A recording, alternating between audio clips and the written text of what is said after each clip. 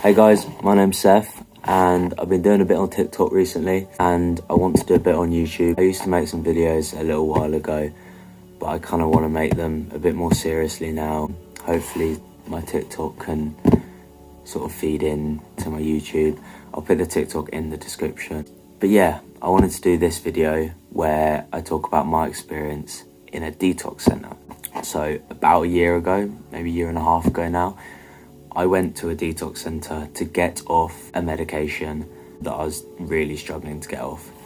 And let me tell you, it was an interesting experience. I went to detox centre and I lived with recovering drug addicts and alcoholics.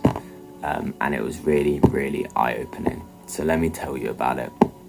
So my mental health at this time was an all-time low. I believe pregabalin, the drug I was on, was harming me. It was making my mental state really bad. It was making me really constantly panicky. And it really wasn't good for me. It almost felt like it was poisoning me. So I've been trying to come off it for a good while. I was really struggling. And in the end I said, fuck it. Like, I just want to get off this once and for all. So I got, with my CGL worker, I got funding to go to detox all the way up in Cornwall. So I'm down south, so a few hours drive, and on the way there it was really difficult. I had multiple panic attacks. I was just terrified. Like, you know, I'm comfortable at home, I'm comfortable knowing my surroundings, and this was just a huge leap for me. So I arrived up there and I was greeted by lovely staff. They were all really nice, but naturally I was really, really scared. I was scared of how it would be coming off this medication, because the withdrawal I'd had from tapering slowly had been difficult, and I was scared how it was going to be coming off it really quickly, which is what the detox centre was for. And also scared of living in this strange environment and with these people who I don't know what they're like. Like, I think I had the kind of opinion there, people who are addicted to hard drugs and stuff were mental or crazy. That's changed a lot now, and I'll talk about that a bit later. So I got in there, went and saw a psychiatrist, and we came up with a taper plan together. They gave me a couple of days to get settled, but in these couple of days, I was in a constant panic attack.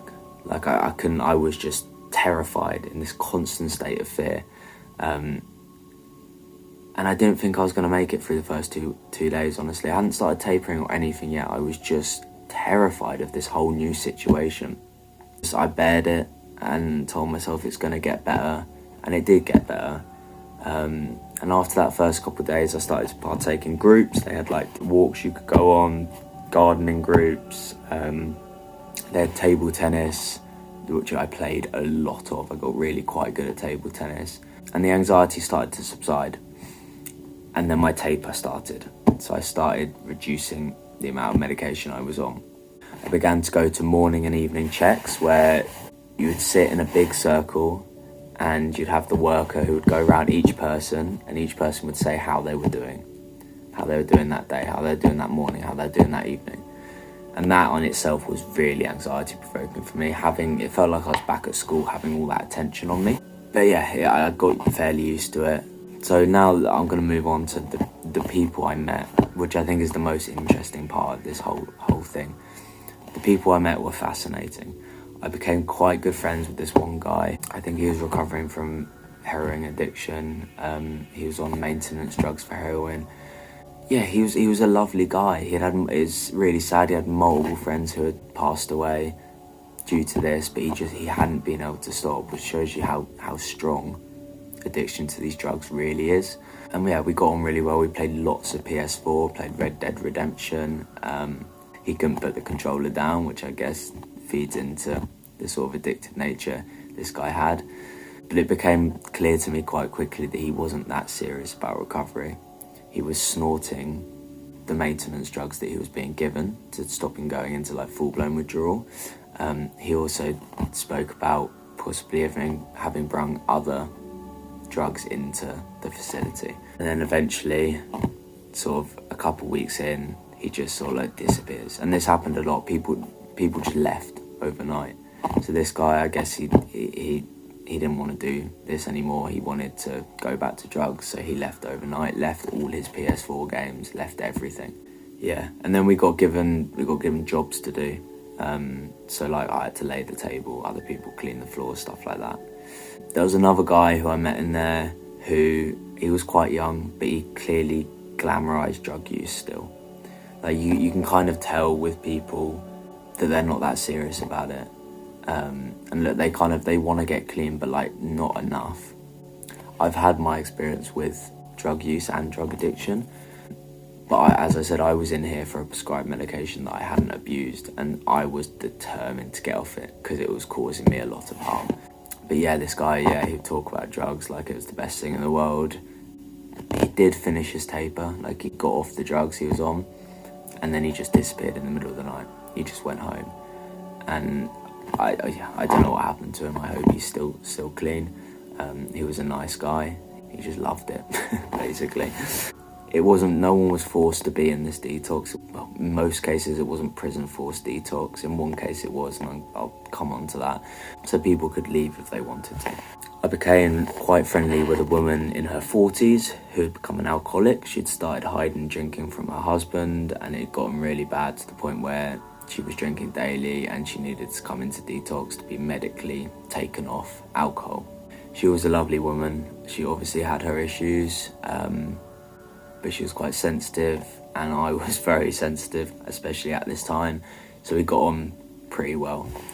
There's another guy. This guy was hilarious. Like, he could be a comedian. Like, he was class, and he had tried to get sober a few times. He was now in his 40s or 50s, and it's fair to say he was fed up of keep trying to get sober. Like, he was determined that this was it. This was the time. He's done with drugs. He knew a couple people, because a few people came from like a similar area, so they knew each other when they were drug addicts on the street, and he was a mentor to this other girl, and she obviously idolized him a lot. I remember him saying, like, I don't know why she idolizes me, because I'm a fuck up. Like, he was really upset with himself, and he couldn't understand why someone would look up to him when he had tried to get clean so many times and failed, which is really, like, I don't know, it's that kind of thing that's really sweet. Yeah, he finished his taper, he was there for a little while afterwards, and then he left, and I hoped anything that he's still clean and he's doing well, because he was lovely. There was another woman who'd been into detox over 10 times. I don't know how she kept getting funding for it, but she'd been there over 10 times. She was sweet, but like, she didn't seem that serious about her recovery. And then I think eventually she got caught trying to bring drugs into the facility, and she got kicked out, which happened to a couple of people while I was there as well. The taper was hard. I was withdrawing because I was coming off very quickly, and I'd have extreme bouts of terror and extreme restless legs. They gave us bath salts to soothe our legs, because restless legs was a common symptom coming off opiates and pregabalin, which is kind of, it's GABA and kind of works on your opioid receptors a little bit, I think. But yeah, it was actually more manageable than I expected. I thought it would be 100 times more painful than coming off slowly, but it wasn't. It was maybe double as painful, but it was actually manageable. I slowly became more comfortable. Like, as I said, I met all these wonderful people. Yeah, I started to really, like, I was okay there. It started to become a home, and yeah, I didn't hate it anymore. But as I got to the end of my taper, we had 3 new people come in. So about 2 weeks into when I was there, a lot of people left. So it just happened that they'd all sort of come at similar times, and they were all leaving at similar times. So 3 new people got admitted, and one of them had come straight from prison. He was a big guy. At first it seemed like he was pretty aggressive. I remember having lunch one time, and he asked the chef something, and the chef was, I don't know, the chef was a bit weird. Like, he was like, get out of the kitchen or something. And this big guy like threatened him. He's like, who the fuck do you think you're talking to? And it really triggered the woman in her 40s, because she had previous experience with abuse, sort of like domestic abuse and stuff. And it scared me, honestly. Like, I was in such a vulnerable state. I was so prone to anxiety at that point that, I mean, I still am, but at that point I was easily triggered as well, so it scared me. And then to make things worse, these guys somehow latched onto the idea that I had told them that they couldn't play the PS4. I know this sounds like kid stuff, but I was playing PS4 quite a lot, apparently it was written into my care plan. Like, I played Xbox a lot while I was home, so like it was a good therapeutic thing for me. And they'd come and like sat with me while I played. I'd asked, do you want to play? And they'd said no. And then they'd gone and told the staff that I said they can't play. But it terrified me because suddenly I felt like people were out to get me. I was very paranoid, and I said to myself, I'm done. Like, my taper finishes in 2 days. I'm just going to leave the day after. Like, I don't need to be here. It's gone better than I expected. The reason I originally wanted to stay longer was because I'd had experience where the withdrawal had hit me a week after. So I still, if the worst of the withdrawal was when you come off the medication, then I wanted to be in a place where people could help me with the last bit. But this thing scared me so much that I was just like, nah, I'm gonna arrange to go home. Weirdly, what then happened is this guy asked if I wanted to play table tennis one time, this big muscly prison guy, and I'd gotten quite good. Like, I was already quite good at table tennis, but I'd gotten really good while I was in detox. And so I was kind of scared. Like, this guy in prison, pretty much all they did was play table tennis. I'd seen him play, he was good, but I was also good, and I was kind of scared that if I was to beat him, he wouldn't react very well. I played him.